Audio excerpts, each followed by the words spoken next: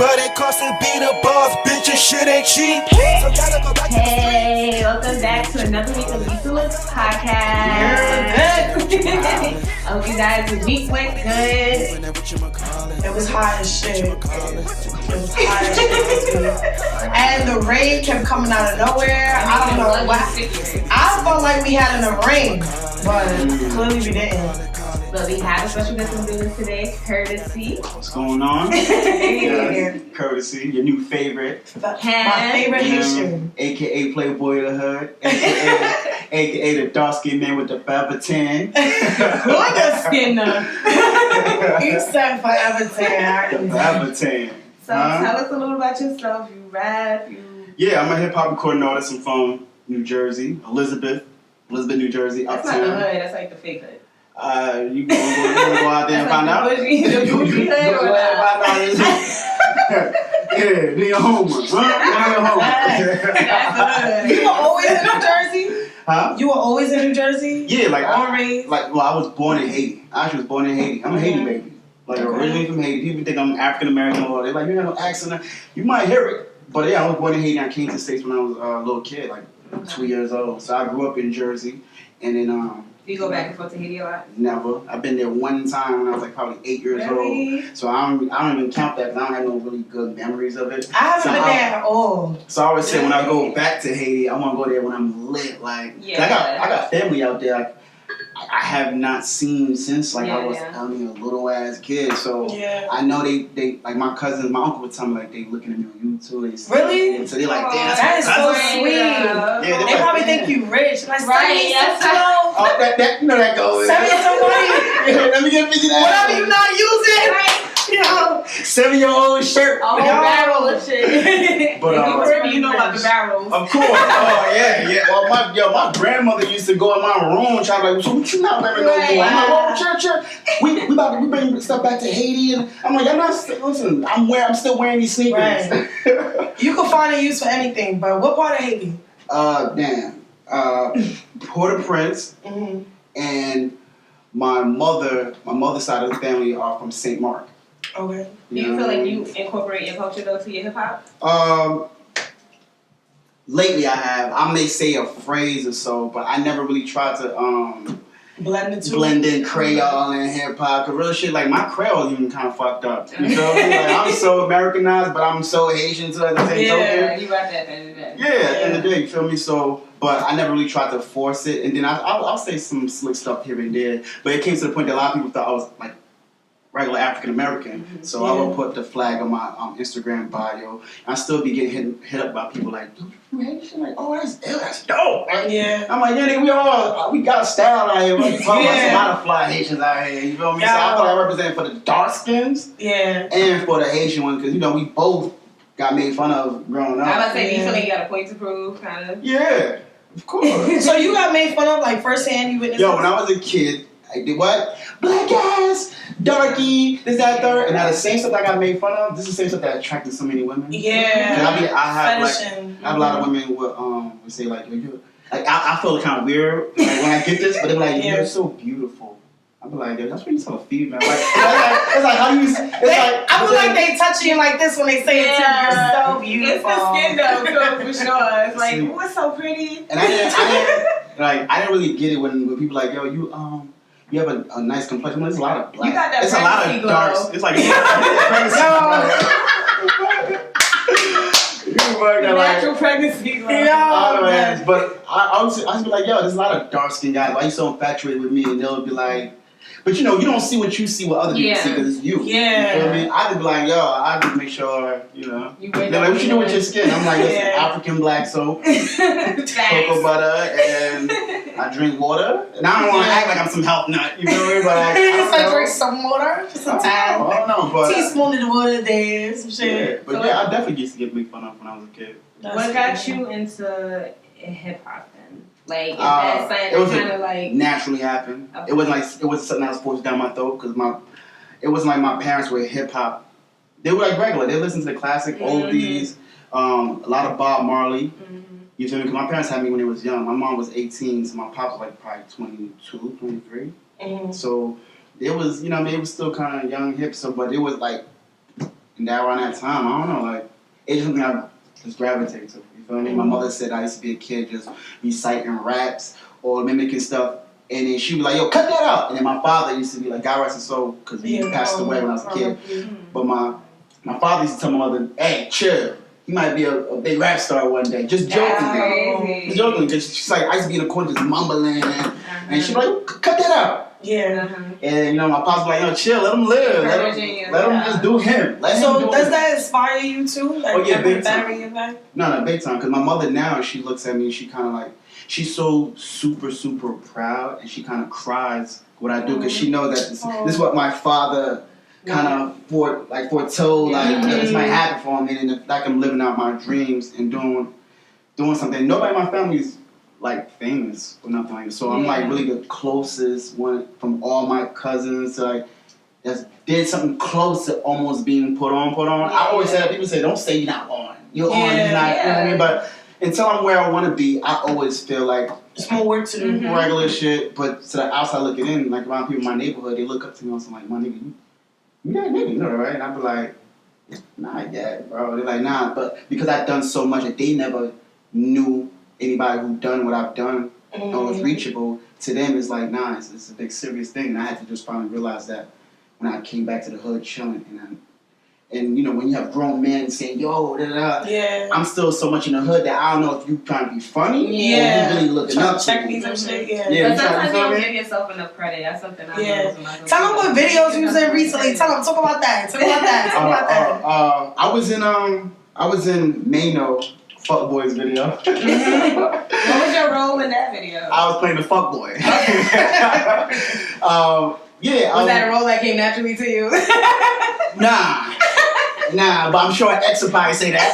I'm sure X will probably say, nigga, you played the right role. Yeah, nigga. But, it's actually the opposite of my whole personality and what people know me for. I had to play a goofy comedic role. And I have, like, if you know me personally, I'm very funny, comical, but in the public, I always kept myself I was reserved. I'm a little reserved in public on how I put my you know what I mean, what I want to put out there to people. So I've always been like that cool, calm, like I'm that cool fly dude in the hood. You know what I mean? So I liked it. Yeah, like, you know what I mean? Like, I'm a people's person, but you don't see that goofy side of me. So when the director was like, yo, I got a role for you, but you know, it kind of be comical. You gotta wear some funny clothes, and I was like, damn. And I ain't gonna front. I almost didn't do the Mano Fuckboys video because I felt like, damn, I gotta be like on some goofy shit. If niggas gonna play me or test me, if I gonna look stupid, I'm an artist myself, so I don't. I'm like, yo, is this gonna fuck up my image? But he was like, nah. It's like, I'm like, yo, I bet I'll do the video, but you can't have niggas violate me. You can't be shoving me around. You feel me? Like, we not gonna Steve Urkel that shit. You feel what I'm talking about? Like, I'm still. Mano got that kind of like. Right. At the end of the day, I'm still a new artist, so this might be the first image that anybody will see of me. Yeah. And then they're like, yo, I know you feel me? Right. So I had to really. So, but a lot of my boys was like, nah, nigga, that's a great opportunity. It's a great look. You know what you have? And that's what, this to show people that I don't get excited for any little thing. I know it's anybody would have jumped on it, but that should show you how I am, where it's like, not everything is a good look. You gotta You know what I mean? I'm not gonna be like, I want the attention and the notoriety, and you know, get the attention to me. So publicity, but I'm not gonna do any publicity, even if I'm gonna be in somebody's main video as a main character. You feel me? So I thought about it, pondered about it, and I'm like, you know what, I'm gonna do it. But you know what, I'm gonna do it. I'm thinking I'm gonna get a character like. I was looking at Friday. You know, the black movie. Like Chris Tucker, So like, you know what? I'm gonna be that goofy, comical dude that anybody from the hood, but it's not like I'm not a geek. I'm just a finesser. You feel me? So when he told me the concept, be like, yo, basically you're just trying to finesse your way to everything. You're a broke dude. I'm like, you know, there's a lot of niggas around. You know what I mean? Listen, I've been there. You feel me? Like. You know, like, fuck, let's do it. And you know what? I want to be an actor, but this is my way to kind of like I want to give me something that's not in my character. And when I did it so well people was like, yo, my nigga, you looked it really, like you really was funny, but you wasn't too out of character. You didn't play yourself in that video. Yeah, okay. You feel me? And I'm like, all right, cool. Because if I'm going to do something, I'm going to do 110%. Yeah. Even though at first I wasn't with it. Yeah. But I liked it because, you know, the first role the same director put me in was in DJ Khaled Never Surrender video. You did his video too? Yeah, and I was playing a serious role. But that was more something I'm already used to in my life, you know what I mean, like personally. So it's easy to play a street How was role. it working with them though? Like DJ Khaled? I'm gonna be real with you. When Khaled's on set, it's like the nigga don't want to be talked to. For real, I would never get that. Get it? I don't take it personal. Yeah. You feel me? But when you're on set and you're like, even though you're actors at third, they be so into their own shit. It's like people like, yo, you gave Khaled your demo. No, my nigga. No. Yeah. It was that type of time. I wasn't gonna play myself. Yeah. You feel me? And I'm like, yo, I'm in this guy's video with a collaboration with John Legend, Akon, Meek Mills, Rick Ross, and Scarface. And I have one of the main roles. So trust and believe, when I do get my break on my own, I get that break, I can always say, yo, you don't remember me, right? Yo, pull up this video right here, and it's gonna be a better story when you be like, oh, wow, shit. You know what I mean? So I always look like that. Like I'm one of those patient person. Like I like to strategize. Cause you know it's coming. You know when to take advantage of the situation, and when you can just like, it's gonna come back around. You feel me? So how did you start up? Like what was your first thing? Like did you go into like a site? Did you rap in school? In school, my very, very, very first show was I was in 5th grade. I won't forget it, and it was for February is a Black History Month for women. Women Black History. No, February? Women is March. February is all black. All black. Right. But well, I did. They were like, yo, we gotta do like a project or whatever. And I had a project with Harriet Tubman, and I was like, yo, I'm gonna do a rap song. I don't want to write no fucking essay, monologue. And I was ready to rap, and I was like, yeah, I'm gonna do a whole rap song. And I had my boy, my best friend at that time. I'm like, yo, you wanna do a rap song? Do something different. We wanna pop it. So then we did it, whatever, and then we was the only one in the class who did it. We was in the auditorium, and I ended up being a newspaper for that. Wow. Yeah. You still have that rap? I still got that article. I don't remember that rap, but I still got that article. I'm one of those kids who saved every important thing. You should though. Yeah. I always tell my kids, like, save all those little gems. Who was the first artist you looked up to? First one I looked up to, honestly, was Jay-Z, and then it was Mace. My uncle. Jay-Z and Mace. What did Jay-Z do for you, and what did Mace? Jay-Z just gave me that. Jay-Z was like just a cool like that cool dude. His like demeanor. everybody, where he was coming from, how he carried himself. Because around that time when I was like heavy in the streets, I wasn't into smoking or drinking or none of that.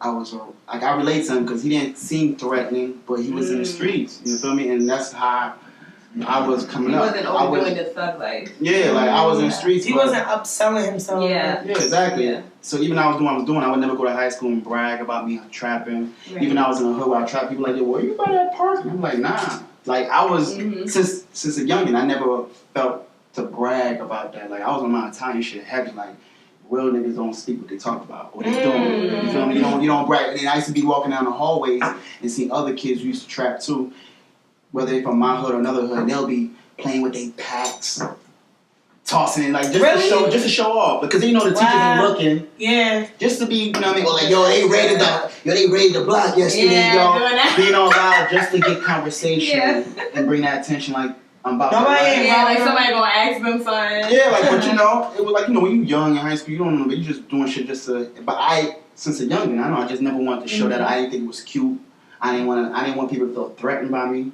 And knowing like, yo, you trapped this time. So you feel like you wasn't proud of it, or? Yeah, I just felt like, I don't know, I was just always taught to, I don't want to get caught. Yeah. You don't want your parents to know you hustle, you feel me? Yeah. I watch a lot of Italian movies, you feel me? Like a lot of mafia movies, so it's like, yo, you be quiet, this and third. So I just took to that. And plus, in a Haitian household, you don't want to get caught. Man, everything is cocaine, bro. Everything is cocaine. Order it up. Oh, cigarette, oh, cocaine. Word. So I always had to clean. Always kept a clean image. Do you feel like though that that's something that you bring to your music then? Because you know everybody's into this gimmick. We always talk about the gimmick of hip hop. Mumble rap. Like yeah. So do you feel like that demeanor that you looked up to kind of plays a part in your music, where you're not showboating in your music? Yeah. Or something like that? Yeah, well, I don't be showboating in real life. Mm-hmm. In music, you gotta talk that shit. Okay. Yeah, definitely, I talk that shit. So what's the difference? What makes you feel like, nah, I gotta let people know in the music? Well, you know what? In the beginning of like my rapping stuff, right, when I was doing my rap, my career, whatever, I started off, I never would talk about the streets. All my music was like party stuff and about women. Mm-hmm. So most of my female, my fan base was a lot of females. Like stripper music or like? No, girl songs, girl singles. Okay. Like, you know how Young Bird used to drop mad girl records? Boot up type of joint. Yeah, like, man, like I was on my fab just doing girl records and music videos. So if you look at on YouTube, like a lot of my past music videos were all female single driven type records. Mm-hmm. You feel me? So when one day my boy was like, a couple of niggas like, yo, Kurt, you really about that life, my nigga. You should talk about it. I'm like, man, fuck these niggas, man. That shit don't sell. Yeah. Women buy records, this, that, and third. I was taught that. I was one of those little kids who really learned the game. So you feel like women support music more like they'll buy it. Niggas look like it. Yeah. Mm-hmm. The female, the black and white female period, they're the one that will stream. They don't have the patience or the mentality to know how to bootleg. Mm-hmm. You feel me? Around that time when streaming was that big, whatever. So I always concentrated towards the women, and then, like, you know, for the past like 4 years, I started incorporating some of my personal stuff, like the street shit. They're like, because I didn't want to take that route, like trying. So I'm like, you know, I'm gonna do the opposite. Everybody in my hood, everybody trying to come up, they want to do street rap, like some thug, like trap and this, that, and third. Majority not doing that. You feel me? So I wanted, like I said, growing up, I looked up to Jay-Z, Mace, and then Fab is another too. So look at the lane I took. Yeah. The clean cut, fresh, but it's also my lifestyle. So it's always, you know what I mean? It played hand in hand how I wanted to market myself anyway. Even when I was in the streets, I never wanted to portray that. So why would I try to do it in my music? So if everybody see my pictures and all that, you don't need to see. I don't need to look like a nigga. What made you want to do that now though? Like why not? Well, I just transitioned my music. I wanted to put more content. Let people know, like, you know what, this is what I've really been through. Yeah, like, all right, listen. I know because it's but so much you can keep doing female song, and people like want to know, like, yo, what have you really been through? You feel what I'm talking about? So I always make the music more to you. Exactly. Yeah. So I incorporate little stuff. I tell people, if you really want to get to know me, the best thing to do is just listen to my music. Mm-hmm. I tell on myself. Is that the best one? No, but I'm saying, like, you want to know who I am. Yeah, if you, like you said, you never met me. When you listen to my music, everything's a story. Okay. From the party records, I'm from that era, you had to really put the pen to the pad. Mm-hmm. So even if I try to dumb it down, it still got to make some type of sense. Mm-hmm. You know what I mean? I'm from that era of storytelling. Mm-hmm. I just know how to transition it. Boy, let me tell you. So I wasn't around for you being on Dean's tour, right? Mm-hmm. But I first met you last year days. That first song, I said, woo! Like, you know when you hear some shit, your face just get real stank? Like, I was just like... recently. I was like, oh, whatchamacallit? I think it was whatchamacallit that you did at Days last year. Mabaka stage. Right. I think I open it and then I close it when you sing. Yes, I think it's whatchamacallit. Yeah, I pray to God. Man, that shit bumped. Like, from the beat, everything about that song was just like, ooh. I heard it off your website. Okay. But now on your page, I see you have a lot of the videos of the Musicallits, I think, like with the music. Musically. Do you feel like that helps with your marketing? Yeah, and that's so you put your music on Musically? No, I ain't do it. Like girls would sing and stuff like that. I didn't know nothing about Musically or that grown ass man. So I'm not playing that music shit. You feel me? So I was about to say. So all I know is like one kid was like, bro, I get a lot of DMs from my kids, and what I do is I always screenshot it and I'll upload it. Just to show my followers, show love, but also let my followers know, like, shit real. I get real fans. Don't think these numbers are fake. Yeah. So this is my real interaction with people, and I always in the DMs I'll say, when they should give me love, I'm like, oh, good looking, you know, to a female, good looking bro. Where you from? Yeah. I owe it, and they'll say, yo, I'm from France, or I'm from Italy, this, that, and third. And I screenshot, I'm posting, and I always put I shout out the country or the city, you know what I mean? So where's the majority of your fan base now, do you know? I'm not gonna, I'll be real with you, I don't know. I gotta check my analytics now, but it's so random, from Africa from Italy to Italy. Like, That's dope. It's like, it's really dope. That's really dope. And my page is open, so I just told you I reached 19K. I hate, first off, when people do any type of business with a private page. It's like, it makes zero sense. Yeah, so I said, what am I looking at? Yeah. So, you know, my page is open, so when I see 19K, that means that's 19,000 people who gives a fuck what I say, And what I genuinely look, what I post. You know what I mean? My page is open. Have you gone overseas yet? Nah, but I will be in October with my boy Scott. Shout out to my manager, Scott Morris, man. I'll tell you, that's a good guy, yo. How did you connect with Scott? Shout out to Scotty. Right. I found out about his college tour trip, right? Mm-hmm. Through this girl that went to Key University. She like, you should audition, whatever. I'm like, oh man. So for those people who don't know, Deezus Tour is free to perform, free to attend or whatever. It travels from school to school, college to college, university to university, all over, state to state. Yeah, and it's a great opportunity, right? Right. So he was holding auditions in Jersey.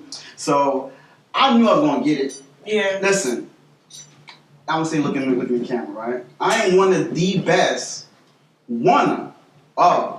performers in New Jersey recording artists. So I knew I was gonna kill it. I was like, yo, is it worth my time? Yeah. Is it, because so many people want to do showcases now. It's like, another one. And I'm so past it. Not to be on some, I did so much work. It's like, I don't want to do it. You know what I mean? But I still took my black ass over there, humbly, and I gave him 110% to the room of 3 people, like it was fucking 100 people in their home. Yeah. You feel me? That's humbling. Of course, like, oh, you alright? This I got audition. I'm about to turn it the fuck up. Y'all ready? Yeah. There's only 3 people. All right, y'all. All right, cool. That's his thing. I love it. I took the chair. It was one open stage. And I took the chair. I'm standing on top of the chair like it's a stage. I'm popping up that shit. All the niggas' faces like. In my mind, I'm like, oh, I so got it. You feel me? Their mouth is like. I'm like, yo, my song is lit. I'm lit. Yeah. I got style, look. This is what, and I look at myself as a business. Now, when I say this, I'm not saying on some braggadocious shit. No, I look at myself as a business. Like, do I carry myself? Do I speak? Do I perform my music? Do I get my music? Do I present everything? So I knew I was going to wow them. I was just hoping that it was a serious situation. So fast forward, boom, I get on the tour. Now I'm meeting Scott. We doing auditions. We going here, going there. So I'm looking at Scott like, damn, this guy, he's a plug. I'm like, yo, this dude is a plug. I'm like, yo, this dude from Brooklyn moving. I'm paying attention. I'm not looking at just opportunity. I'm looking at the person who's putting opportunity together. Yeah, exactly. So during the tours, I would have nothing to take away from none of the artists on tour, but I was the only one setting up merch table. Oh, that's a fact. Like, everywhere this man go, he got the merch, and we gonna get into it in a minute too. Go ahead. I had the merch, the shirts, stickers, flyers, and I'm looking at Scott like, bro, I'm serious. I'm who you need. You need me and I need you. With all the connects you have and all the moves you make, if you have your own artist, you could definitely get him on.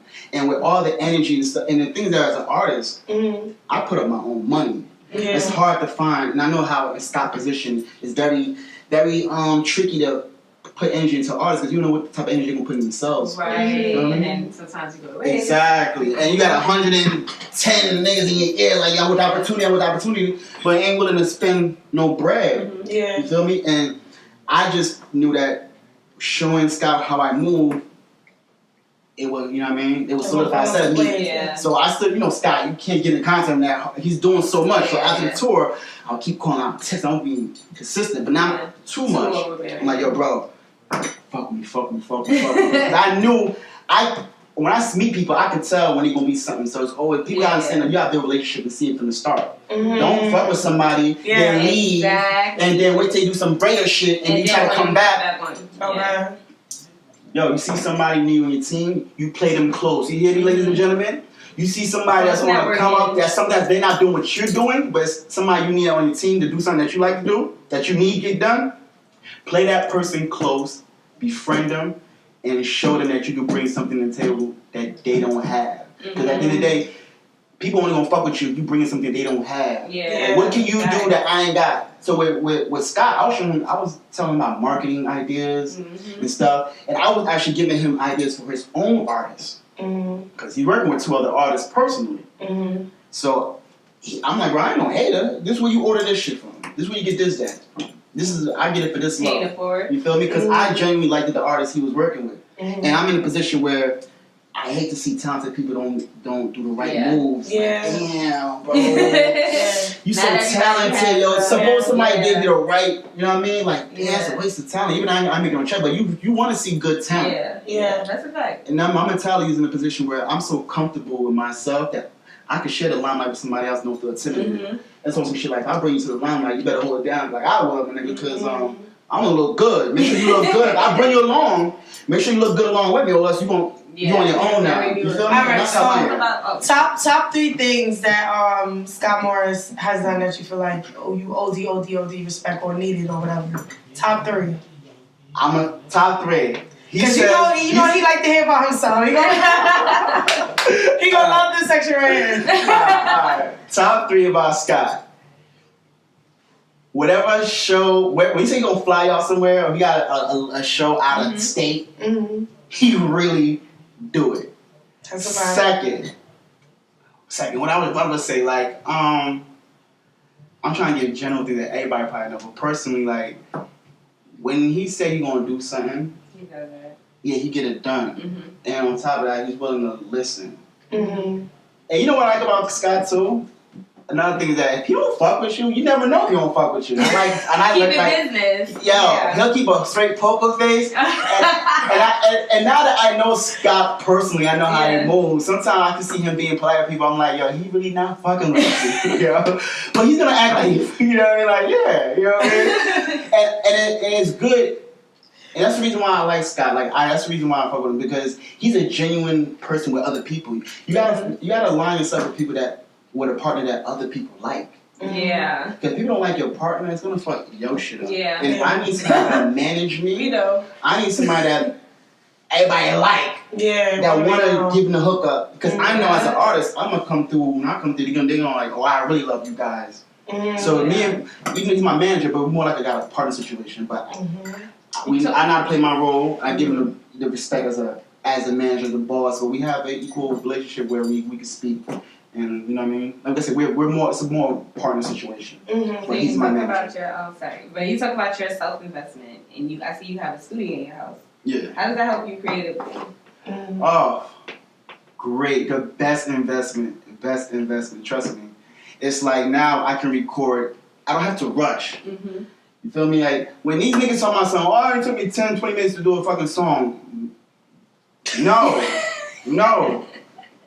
No, it don't take 10, 20 minutes to do a fucking song. And when you hear rappers saying, we knocked out 5 songs in one night, you know what they did? They might have a reference, next one. And then they'll go back and clean it up. You feel me? But it's 5 ideas that lay down. Me, I sometimes takes 3 hours to do one song. Sometimes it takes me 1 hour to do one verse. To keep it 100. Because you gotta you wanna say a certain way. You wanna have a certain personality on your records. So me having my home studio is a luxury because I don't have to rush. I can get up. Sometimes I take a nap. I get up at 3 o'clock in the morning. I'm recording. That helps with like the process too. So you feel like while you in the moment, while you feeling whatever you feel, doing whatever you're doing, you can just go record. Exactly. I've always been the type that when I go to the studio, I don't like people in my studio. Oh. I wouldn't even bring girls just to show off. Yeah. Like, you know. Because they're like, yo, can you bring me to the studio? I'm like, listen, boo, you don't want to go to the studio with me. You think you want to go to the studio and some cute shit? Are you ready to hear the same fucking song 50 times? 50 times? Yeah. You think you're going to be so damn cute, you're going to be like this. You know taking up space. Word up. So when niggas be like, yo, come to the studio, come to a fucking party. Yeah. Because I'm not smoking. I'm not drinking. And I'm not trying to keep telling you to shut the fuck up. Mm-hmm. Yeah. So at the end of the day, like that's somebody that's focused, ladies and gentlemen. Yeah, that's a fact. Not a lot of people are like No. I'm very professional. That's when you hear them songs sounds good. Yeah. And they sound like it took my time when I did it. I had to learn there's really a difference because I was like, damn, this nigga is cocky. Oh my God. But it's really a difference. Like, you just know what you got going on. And, like, you're super organized, you're professional and shit. And you got your merch. So let's get into the merch now. Like, talk about the brand. All right, so my brand is called Lead Team. Right? Now, the meaning of Lead Team was a slogan that I made up. And no, it's not I ain't seen it on Instagram. It's not a quote. It's not a quote that I Googled. I made it up. And basically it means my slogan is either lead or get led. Just don't get left behind. And the way I am, anybody who knows me, I'm a leader, meaning like I help you get the bag. I'm not trying to be nobody's boss, but a lot of people look up to me. I'm the type of person like, yo, do this, do that, we got this, that, third, boom. What's your sign? I'm a Scorpio. Oh, okay. So, and it's pleasing to the ears, not threatening. It's a positive slogan, positive message. Yeah. And who don't want to be a leader, or who don't want to be a leading lady? You feel me? So when I came up with my friend came up with the logo from scratch. I came up with the slogan. I'm like, yo, it sounds mainstream. It sounds like anybody can use it. And I don't have different companies from podcasts to people who do what you call them, speech, those public motivational speakers. Yeah. And they want to incorporate my brand because of the meaning behind it and the logo. Okay. So I have people like, yo, we would love to collaborate. Like, you have such, like, my logo and the name alone entices a lot of people who do different shit outside of music. Why did I think about it? It's a twist on the L, because usually people be like, L, loser, late, or you took a loss, whatever case may be. So that's a nice play on the words. Yeah, so, leaders, anybody out there, motivation speaker, go to YouTube. Motivational speaker about leading a leader and this, that, and third, boom. So I have legit people who be like trying to, finesse it, use my logo and all that. Like, I ain't gonna check out of this. Nah, that's cool. But I appreciate the acknowledgement that you want to use my brand and the impact it's having on people outside looking in. So you do merch, you do hip hop, and you do acting. Because I saw your video on your page with the web series. First of all, I was intrigued by that episode. I was really watching, and I'm not big into web series at all, but I'm now actually about to do one myself. I to them call one word. But I saw it and I was like, I was trying to pause and I was like, nah, I'm actually into this little episode. Yeah. So it was good. So like, what is it called first off? What got you into it? Yeah, I'm gonna be so real with you. When I was voted class clown in middle school, right?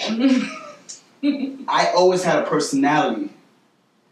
And when doing music videos, you kind of got to get into character. Yes. And I feel like sometimes you just got to, sometimes it's naturally in you. So it's like, I wasn't screaming, I want to be an actor, but I always deep down I want to be an actor. I didn't want to be one of those artists that said, oh yeah, I act, I rap, I produce. Like, nigga, what the fuck is you do? What do you do? What is your main shit? Right. So my main shit is I'm a recording hip hop artist and a writer. But every time I did my music video, I always wanted to get into character. That was my subliminal way of showing people that, hey, I can act. You feel me? Yeah. So I'm gonna use my music videos as a way. But my first acting to the public was I did the Callit shit. And I did that. I like improv. Improv is when you do on the spot, right? Yeah. So you just told me the road is that third. I'm like, bet say no more. I'm like, who gonna be in this video? Oh, say no more. All right, we about to get this acting now. Let's get it. Oh my, get my little tape digs on. It was sounding like tape digs a little bit.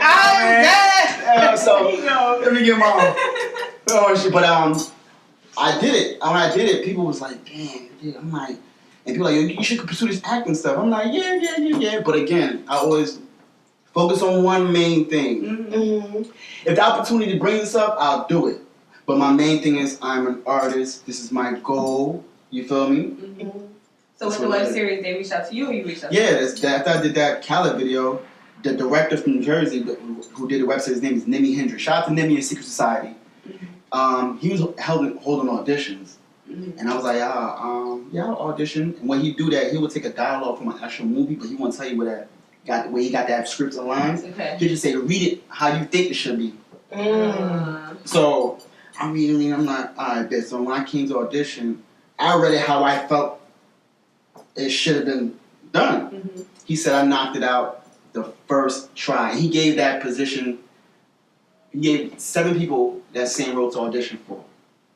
I came in there and knocked it out like, I didn't know how. I'm like, yo, should I put some ass on the fuck? I did it. He's like, yo, cool. And in that first episode, I have the most dialogue in it. If you pay attention, I have the most lines. And there's people in that webisode that are real actors and actresses. So I appreciate the art. That's why I would never be on something like, yeah. But people like you were a good actor. And you could pick up things. On YouTube, the webisode is called Red Dot.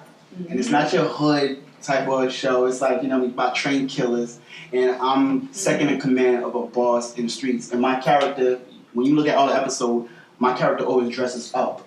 Mm-hmm. So if you look at New Jack City, it's like Nino Brown. Like I'm always all our characters. You know what I mean? So what Nimi did was take a little bit of every movie and put it in there. So if you see when you see the killers in suits, you got that from Reservoir Dogs. That's what made me be like, wait, this is different than what I thought. What most web series give. That's what made me really watch it. Honestly, it takes a little bit element, different movie to put in one. That's what Nimi did. He's a very creative, genius director. Shout out to Nimi again, and for the opportunity. And the last episode, the season finale, as you can see, it's all spaced out because he's a director himself, so he'd be so busy shooting music videos, doing stuff for Love and Hip Hop too. Okay. So he's one of the popular directors in Jersey, and we couldn't be consistent. We started before, what was that? Money and Violence. We started our episode before Money and Violence, but we wasn't as consistent because he was doing so much. It was like every 5 months, and people was really into it, and Money and Violence blew up. Yeah. And our quality was way better than Money and Violence in the beginning. You feel what I'm talking about? But again, it's there. People see it. Timing is everything. From what I heard, Money and Violence kind of fell off. Completely off. They did. I haven't seen it. No, I'm not showing shit. I was a fan. And I did nothing about it. Yeah. I heard greed kind of took over, and so the deals that they could have gotten, they missed those opportunities. So again, everybody got their season. Who knows that Red Dot might take over. But what's the biggest platform you've been able to perform on or be involved in? The biggest platform, in the past, when I was younger, I was on a Vibe college tour trip. Mm-hmm. When Vibe magazine was really doing some shit like that. How BETs do college. Vibe had their own thing. What did that make you feel like? Oh man, that was dope. I was crazy. That's my first time going to these colleges and performing in the crowd of 2,000. I actually got a footage on YouTube. Very old footage. You feel me? So, I think that was it. The music videos, the college shit, the shows. I did so many dope stuff and being with so many dope artists that it also been in a position where I almost had a big opportunity to step back to the point that I know it's on the other side of the things. That's why I'm so humble now. I don't get too gassed or souped up for the little local fame or groupies I may have. I'm I be telling niggas, listen, if you knew what was on the other side of that fence, you would work hard and pay these bitches no attention. So, would you sign to a label or you stay indie? No, that's a question I can't really answer right now. If it benefits me, of course. Right. My whole thing is I have a lead team and I build it for a brand where I can bring other artists in. I have that drive, that motivation and confidence to bring another artist in the mentality. You feel me? Not a lot of artists can do that. Rick Ross did it, but Fab couldn't. Jay-Z did it, with the help of Dame, but Nas couldn't. So not every artist has that way to bring. You gotta be a strong leader. You feel me? And I feel like with my brand and my umbrella, I'm that artist that's you can put in the forefront that's gonna do all the stuff that maybe you might lack on. I'm gonna bring that star quality. I'm gonna bring that street shit. I'm gonna bring something for the females. My performances is very. You feel me? You need a flagship artist. You know what I mean? You need a Ja Rule for Murder Inc. You need that Jay-Z for Rockefeller. You get what I'm saying? You need that Nelly for. You know what I mean? So I'm the Kertasy for the lead team, and and I'm I want to just show other artists how to do it. So you feel like whatever label you do end up on, you want to be the face of that label at the end of the day? Yeah, I feel like wherever I'm going to land, I'm more likely going to do my own imprint. Because I don't put so much work into this. I done branded it. I've had this logo in the Callit video. In the main on video, Yeah. merge, and it's like to the point now it's like you're gonna have to cut me a check. Cause I don't put so much into it. Like why would you want to just start me all over? You know, like yo, damn, you did a lot with this brand, this name, and I learned that early that yo, you gotta build a momentum. So put something to it. But it costs to be the boss, bitch, and shit ain't cheap. So gotta go back to the streets. Moving in with Watchamacallit.